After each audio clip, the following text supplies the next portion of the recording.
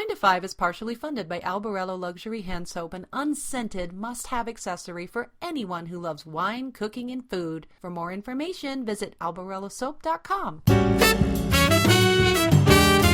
It's not 5 o'clock, and they don't care. Welcome to Wine to Five. Entertainment, education, and everyday drinking for everyday people.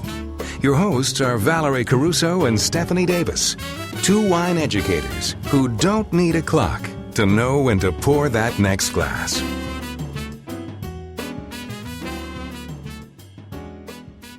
Welcome back to another wine edutainment episode of Wine to Five. Hey, Steph. Hey, Val. How's the weather up there in the FOCO? I think it's pretty cold, slippery maybe out there, and icy, and not wanting to go out there, not wanting to shovel. No, we got some of that white stuff too, and lots of rabbit tracks in the yard, which I think are really awesome. But I see that you've got an appropriate drinking vessel up there. You've got your hands wrapped around a mug. Yes, I do. And it's a new mug that I just got from my brother. Best little sister ever. So cute.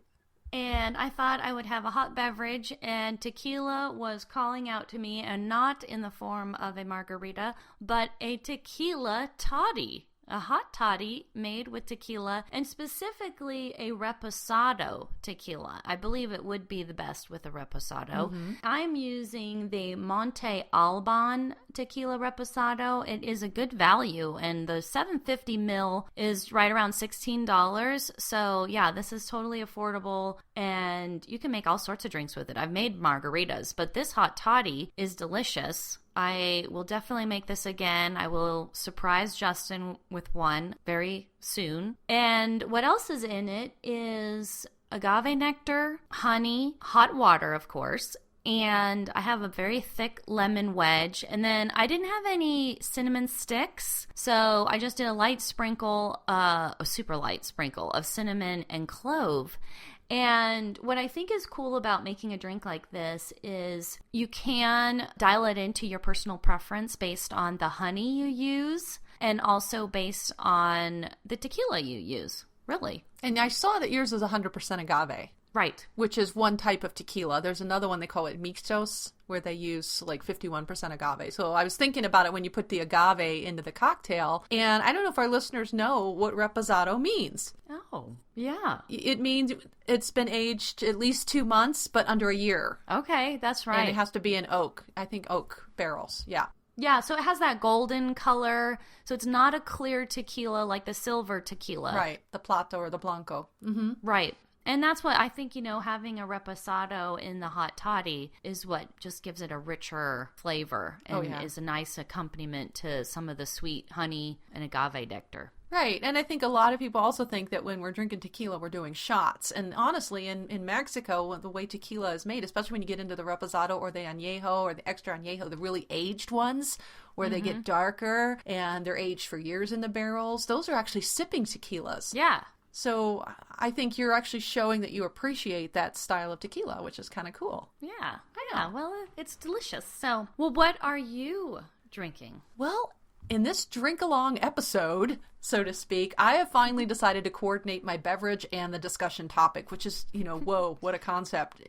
So I actually knew we were going to be talking about Beaujolais today, and I actually opened the Jean-Marc Bourgault Morgon Côte du Pays Appellation Morgon Protégé 2012. And dang, I'm a sucker for a Beaujolais cru. And here's the kicker. Not only did they not use, we're used to seeing AOC on the label. Right. Contrôlé at the end, and now they're using Protégé, which is the newer AOP EU rules. But what's really the kicker is right under the back where it says Appellation Morgon Contrôlé, it says red Burgundy wine. Which they don't have to put that. They do not have to put that, but I thought that was it. I think it's just a way if an American or an English-speaking person sees this. I mean, how many, I'll post a picture of the bottle and the label, but how many people, if they look at this bottle and see Jean-Marc Bourgault Morgon Côte du Pays Appellation Morgon Protégé, know what the hell's in this bottle? Yeah, they don't. No. And so it is a service to the consumer that they put red Burgundy wine. And they didn't even put, the word Beaujolais is nowhere on this bottle. Because they probably want to separate it from the whole Beaujolais Nouveau thing, right? Yeah. You think? Yeah, right. Isn't that interesting that the word Beaujolais is nowhere on that bottle? It's very smart marketing. Very, very. Which is why I thought it would be really cool if we talked about Beaujolais today. Yeah, I think it's still misunderstood. I really do, and I think this is evidence of it. In fact, I just did a trade survey about it because I'm very passionate about this category of wine or this region. But when we think of Beaujolais, and I just love the way it sounds, Beaujolais. It just sounds so pretty, and it is because Beau is French for beautiful. Right. Yeah. So, of course, Beaujolais. And there is a town in this famous wine region, and this is just south of Burgundy, and it actually was considered of the Bourgogne or the Burgundy region, which we mentioned on a previous episode. Mm-hmm. So, where it got its name was from a town called Beaujolais, and that was because the Dukes of Beaujolais actually ruled this region in the 10th century, and that's where the name came from, Beaujolais. Very cool. I didn't know that. Yeah. I like that. Well, when we think of the wine from this region, it's often common to think of the gamay-based wines that are released on the third Thursday of November, and you know what we're talking about, around which there is much celebration. So we're talking about Beaujolais Nouveau, and there's a lot of those little parties, and you see a lot of that information at the liquor stores. Well, hang on to your hats, listeners, because we have a factoid jammed show today of Beaujolais treats for you. There's lots more to know. Okay, so first, did you know that it was in the 1950s where the drinking of newly vinified wines became in vogue? While we'd like to credit the Parisians for all things fashion and hip, it was actually the people of Lyon who were partaking on this tradition, among other regions too. Remember when we talked about the Vino Novello of Italy? We mentioned that back, I think, right after I came back from Italy. So yeah, we're talking about the Beauj today. Okay, that's what we're talking about. Right. So it was during that time that the Union Interprofessionnelle des Vins du Beaujolais, the UIVB, formalized the release of these new wines, these newly vinified wines. But there, they call these Nouveau wines, they actually call them en primeur. And that's the French term for the first wines made, the first new wines of the current release, newly vinified wines. So the release of the Beaujolais Nouveau became a recognized annual event on the 15th of November, effective 1951. But you're thinking, whoa, Val, back up the Beauj truck. Didn't you say that the third Thursday in November? Well, yeah, we did, fair listeners. And it's very astute of you to point that out, because in 1985, the date was changed by the Institut National des Appellations d'Origine, INAO. So they manage the appellations of the wine and stuff like that. So they actually changed it to the much vaunted third Thursday in November. So that's the official Beaujolais Nouveau Day since 1985. And Beaujolais Nouveau Day officially begins at 1 minute past midnight, at which time you may open your bottles. I mean, can you see people like standing there at midnight with their bottles and at like 1 minute after midnight, like open the bottles? I don't know if they really do that. I don't know if they do that either, but I think it's cute if they had parties where they did do that. I it's know. Kind of like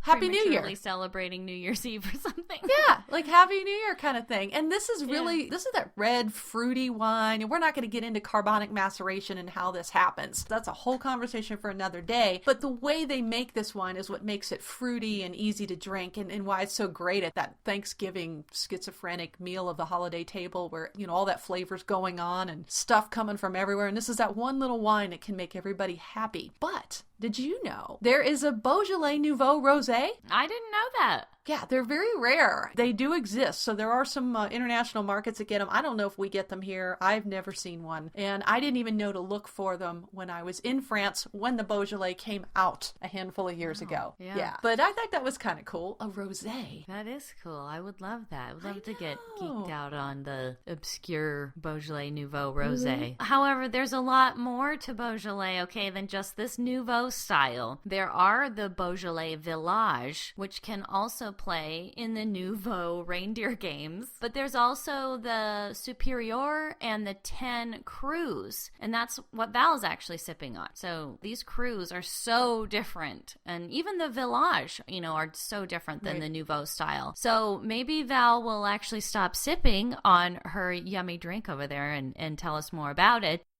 Oh, nope, she's still sipping. So, moving on. Okay, anywho, so let's talk about the Beaujolais appellations. So, the appellation itself was delimited in 1937, and it encompasses 96 villages. And they can make red, rosé, white, which is fun to find, even contribute grapes like Pinot Noir, Chardonnay, and their hallmark gamay to the Cremant de Bourgogne, sparkling wines of Burgundy. So that's pretty cool too. So I think it's something like 95% or something of all of their plantings are gamay. Yeah, they are about a 99% red appellation. Yeah, so but they still can contribute in other ways to the Cremant of Burgundy and all of that. Yeah, and I think what's really cool is that the red and the rosé wines, while we do know that they're made of gamay, they used to be able to add up to 15% Pinot Noir, but the Pinot Noir was actually phased out last year, so didn't know that.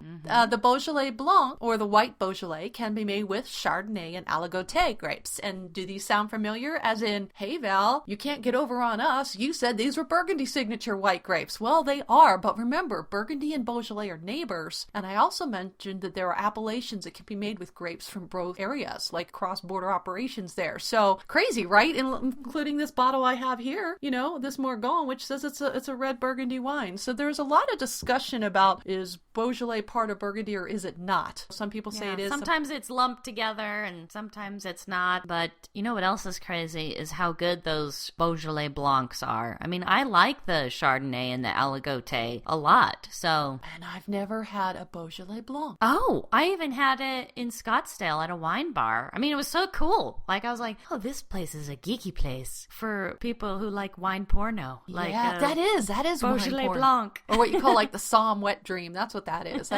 I would gotta find a place like that. So that's hashtag W25 challenge fodder right there. A Beaujolais Blanc. If you get your lips on one, please post one for us. We'd love to see it and know what you think of it. But what's also crazy is about the time that whole Beauj Nouveau thing was becoming a formal deal, the Beaujolais Village appellation was just being born, and that was 1950 to be exact. So those 96 villages Steph mentioned earlier, 38 of them can actually append the name of their village onto the Beaujolais Village labeling. So for these wines, the minimum alcohol by volume is just a little bit higher, 10% versus the 9.5% for red and rosé wines of the regular just Beaujolais, plain old Beaujolais AOC. And then for the Blancs or the whites, 11% for Beaujolais Village whites versus the 10.5% alcohol minimum for Beaujolais AOC whites. Yeah, and the style is something cool to talk about too. So these village named wines will be generally more complex and offer up more structure, tannin, and ageability. The vine density, training, and winemaking rules are different, and these wines will display much more terroir personality from the distinctive granite soils and minerality and stony characteristics they'll manifest in the wine. Then we have the crus. Oh my God. I know. The crus are such the great value. And these have even stricter rules in terms of the planting, harvesting, and winemaking. And I think that's why they're such great wines. It's like they have strict rules, but they're not so high priced that you can't afford to buy them. It's so cool that special wines at a really great price. Yeah, I think these are your good gifting wines right here. Mm-hmm. Like if you present this bottle of this Morgon Côte de Vie to somebody and you say, oh yeah, this is actually a Beaujolais. What? It doesn't say that on the bottle. Oh, but yes, it's one of the crus. This is the top of the quality pyramid, generally speaking, for the Beaujolais region. And here's a couple interesting things about the crus, and we're going to run through them with you because I think this is fascinating. Each one has its own little thing about it. So first of all the crus only make red wines. There are no white Beaujolais crus. That's the first thing. Or rosé, correct. Right. And starting from the north, in fact, the way I learned these crus was my bedroom is Beaujolais. So the door to the bedroom is Saint Amour. Think of that as Saint Love, also your Valentine's Day gift wine if you think about it, but it's also the door to the boudoir, Saint Amour. That's cool. So that's the door.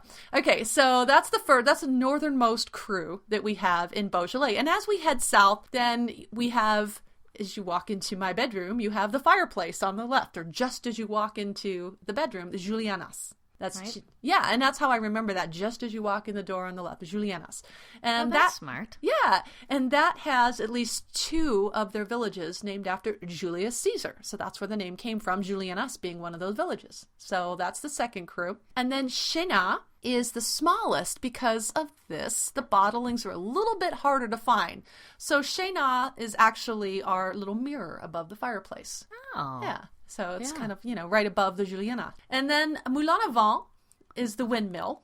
Okay, so you think of Moulin Rouge, the red windmill. So Moulin à Vent, windmill. Okay, it's known to make some of the more tannic and full-bodied of the crus, and it has some of the longest aging potential. So that's kind of like the king of Beaujolais, and that's kind of like the door to the bathroom. I know it's kind of weird. And then Fleury is inside the bathroom because there's a flurry of activity. So Fleury, a little bit further south, as you can imagine, also has some of the most feminine floral wines. Because think of flower. yeah. Fleury, and of course that's where you get pretty and put on your makeup in the bathroom, so that's the Fleury. And I'm not going to go through and do the whole bedroom because that's just sick and twisted, but just to give you an idea, if you're studying, it's a good way to remember your crus. Right. Yeah, I've got the Rhone downstairs and then a Southern Rhone in our basement, and it's pretty sick and twisted. Don't ever move the furniture because I'll freak out. Yeah. And the Côte de Nuit is our kitchen, so yeah. So Chirouble is the highest altitude of the crus. This is the coolest, and if you think about it, this would make some of the paler and therefore lightest fruity expressions. Think about cool climate wines, how they're pale, they're delicate, they're fruity, and that's what Chirouble is. Highest altitude and the coolest, makes sense. Sort of like the exact opposite of the Moulin event. Oh yeah. Yeah. Yeah, isn't that cool? So each of the crus has its own little personality going on. And of course the Morgon seems to be pretty available because I've been able to score several different producers of this over the last couple years. And that's what's in my glass right now. But what I've not had in my glass is a special climat. There are 6 of them in Morgon. And this is the first one I've ever got in my glass, the Cogipi. And this is one of the ones that are considered special enough to ride along on the bottle label. Mm-hmm. Right next to with the appellation, it has its own Morgon, its own appellation. And then, of course, the special village name after Morgon. So I think that's kind of cool. Mm-hmm. And then we have a couple more. We got Reindeer. Reindeer is the newest. It has only been in appellation since 1988.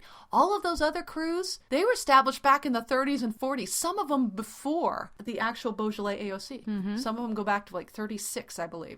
And then, of course, another fun fact is that this Reindeer cru must be 100% gamay. But what about the others, Val? Well, all of the other ones can include up to 15% Chardonnay, Aligoté, and Melon, and Côte de Bruy, our next cru, used to actually be able to add Pinot Noir too, but remember, Pinot Noir was phased out in 2015. Yeah. So Côte de Bruy also can add Chardonnay, Aligoté, and Melon. That's right, white grapes. Normally, this is not done. Usually it's 100% gamay, but just so you know, all those other crus can add other grapes except for Reindeer. That's cool. I didn't know that. I know. Yeah, I mean, that's a pretty geeky factoid, but I think that's the kind of questions you get asked when you're around other wine geeks studying for certifications. Yeah, I mean, think about it. If you've got something that's kind of got a little acid going on and, maybe like, well, what is that, orange? What is going on in there? You never know. It might come from maybe a little bit of, I don't know any producers that do it, but I am not well drunk in the Beaujolais crus. But the next one I mentioned, Côte de Bruy, this one does need a little bit of time and bottle to open up. This appellation, a little bit further south still, slides down the slopes of that Mont Bruy. So this mountain. So as I mentioned earlier, this cru can add other grapes. It used to be able to add the Pinot Noir, but again, the Pinot Noir was phased out. But I say a little bit further south, but it's really not, because this one actually surrounds Côte de Bruy. Yeah. The last one we're talking about is Bruy. That's our bed. Okay.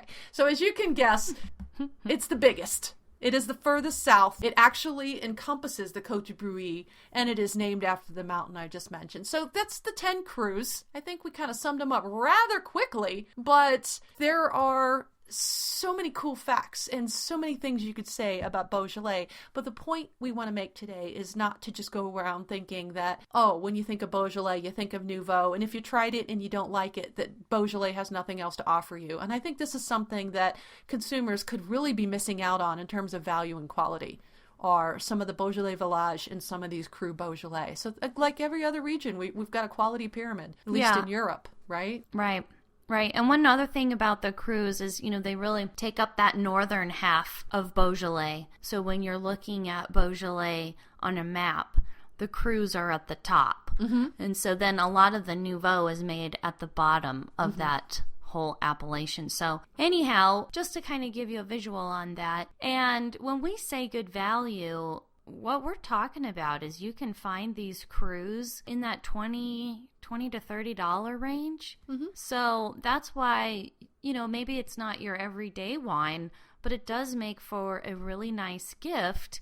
If you're going to spend $25 on a gift anyway, right, why not make it a little bit of a wine adventure and seek out something new for yourself and for your wine-loving friends? Yeah, and think about the like I said, the story behind each of them. Just that tiny little sentence that you could offer up to talk about that Saint Amour. This is Saint Love. Yeah. Kind of a cool thing. So, yeah, if you can get your hands on a cru, again, snap a picture, put hashtag W25Challenge if you've never had it before, and let us know what you think. Yeah, and if you're still hungry for more and you're like, I feel like you just scratched the surface with some cool Burgundy information, then we invite you to revisit or listen to our Burgundy Basics episode. That was in episode 78. Mm-hmm. Anyway, let's move on to the factoid. Yeah, factoid us, Steph. What you got today for factoid? Okay. Because we didn't just give a whole bunch of them. I know, right? There was so many factoids. Yeah. But this is kind of fun. I'm drinking tequila, but I'm going to talk now about Irish Moonshine. Does anybody know what that's called? Irish Moonshine? Okay, this is new to me.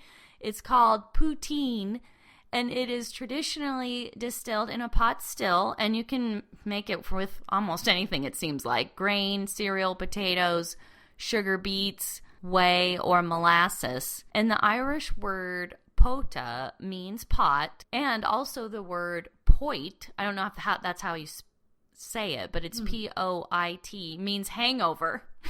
In French, I'd say it'd be pois. Pois. I don't know, but in Irish, I don't know. But I thought it was fun trivia, and it came up during a recent wine lunch with some of my wine crazies in the FOCO. And little did I know about Irish Moonshine, so I thought I would share that today. And as you can imagine, quality varies significantly, so watch out for the poutine that causes blindness. No, I'm just kidding. But seriously, there's quality variations like any moonshine. But yeah, if you have the chance, when in Ireland. And I'm thinking of poutine, the Canadian dish, the fries with all the goods on them. Oh, yeah. Yeah. Or poutine? I don't know. And in Italian, puttana means whore. So I don't know. But we could have fun with that word all day long. But let's move on to Wino Radar. And Steph, you were telling me about this podcast you've been listening to. Tell us about that. Okay, well, I'm just starting to dabble in a new podcast called In the Drink, and it's on Heritage Radio Network, but you can find it in iTunes. That's where I've got it. And it's hosted by Joe Campanale, and he is an award-winning sommelier and restaurateur, and he even makes his own wine, and he has lots of cool guests. And it's not just a wine podcast.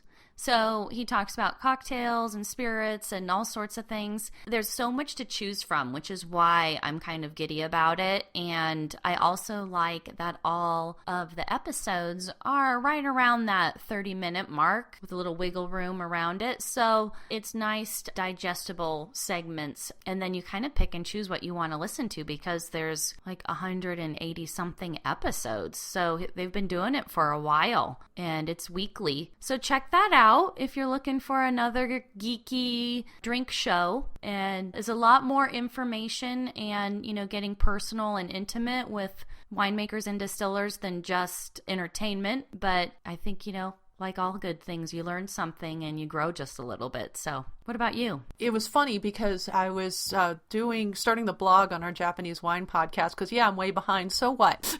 Anybody got a problem with that? I don't think so. That's right.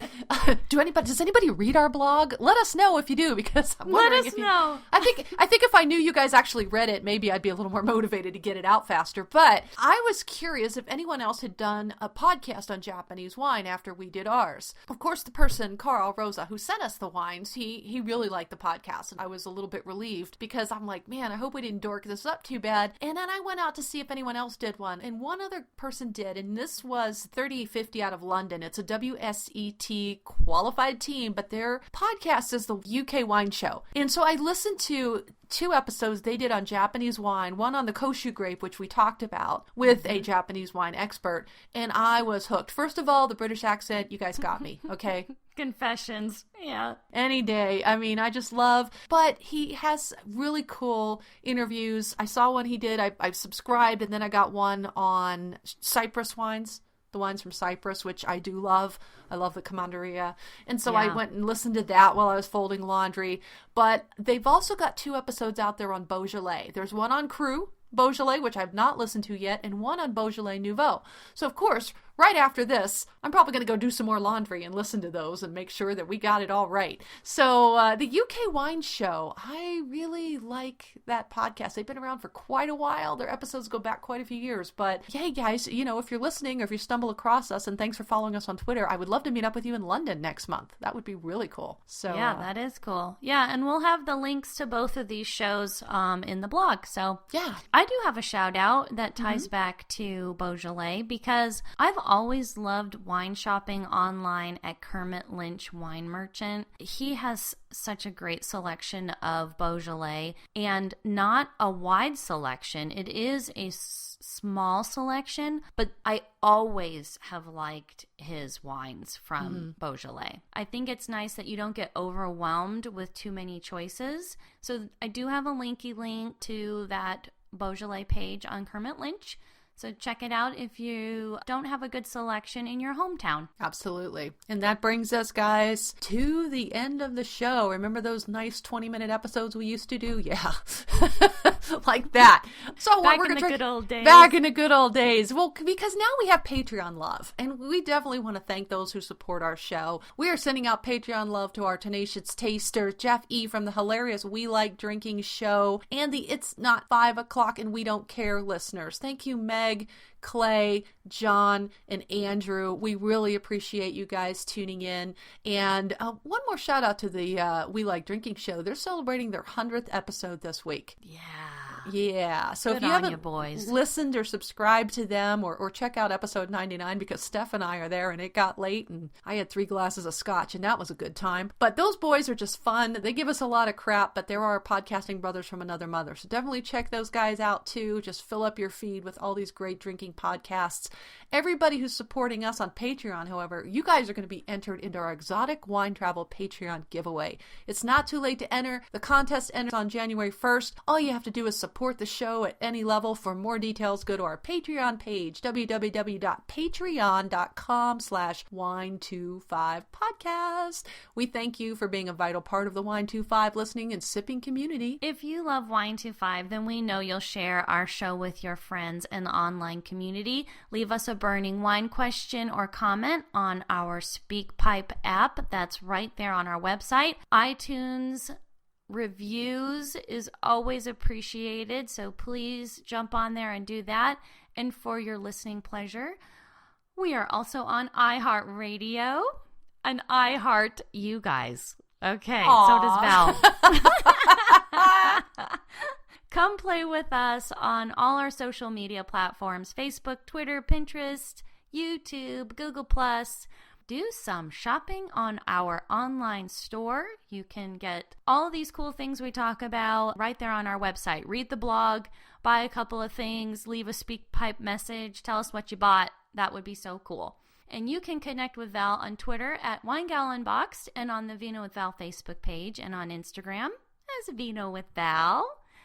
And you can find me on Twitter at Albarello Soap, also on Facebook and YouTube and Instagram, not as Albarello Soap, but as the Wine Heroine. One more thing, guys. Don't forget to use the hashtag W25Challenge when you are trying some new wines or drinks this holiday season, and you can win an episode to co-host the show with us in 2017. So until next week, everybody, cheers! Thank you for listening to the Wine25 podcast.